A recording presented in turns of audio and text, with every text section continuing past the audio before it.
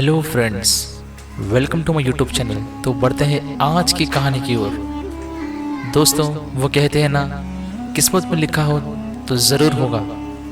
ये बात है जबकि तब मैं गांव जा रहा था होली करने के लिए। मेरी ट्रेन से उतरने का वक्त आ गया था। उस वक्त समय हो रहा था रात के 1:30 बजे का। उस स्टेशन पर सिर्फ उतरने वाला एक मैं ही अकेला था। मुझे पहले से कुछ डर जैसा लग रहा था। पता नहीं क्यों उस ट्रेन में जंगल में से आते वक्त कुछ रोने जैसी आवाज़ें आ रही थी। जब मैं ट्रेन में से उतरा, वहाँ मेरे पास एक बूढ़ी औरत आई और वो बोली, वापस अपने घर चले जा, यहाँ पे क्यों आया है। एक तो वो जंगल से आती डरावनी आवाज़ें, अब ये औरत, कुछ भी समझ में नहीं आ रहा था मुझे। मेरी बस निकलने का भी टाइम हो रहा था।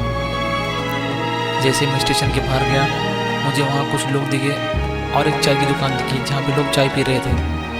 मैं भी वहाँ गया, मैंने चाय पी और बस में बैठ गया। पता नहीं क्यों वहाँ बस में भी कुछ अजीब जैसा लग रहा था, जैसे कोई किसी से बात नहीं कर रहा है। बस ड्राइवर चुपचाप बैठा है। थोड़ी देर बाद बस चलने लगी। जैसी बस वहाँ से आगे निकली, मैंने पीछे मुड़कर देखा तो वहाँ कोई चाय की दुकान नहीं, कोई भीड़ नहीं।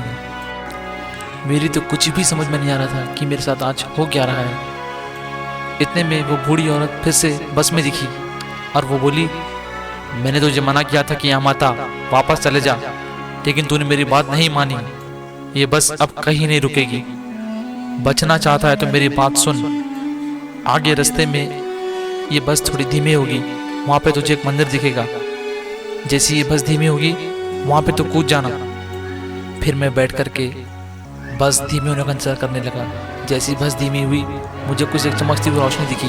वो रोशनी मंदिर की रोशनी थी। जैसी बस उस मंदिर तक गई, बिना देरी किए मैं वहाँ कूद गया। फिर सुबह होते ही मैं अपने गांव वापस लौट गया। दोस्तों, कैसी लगी मेरी कहानी? सब्सक्राइब करें।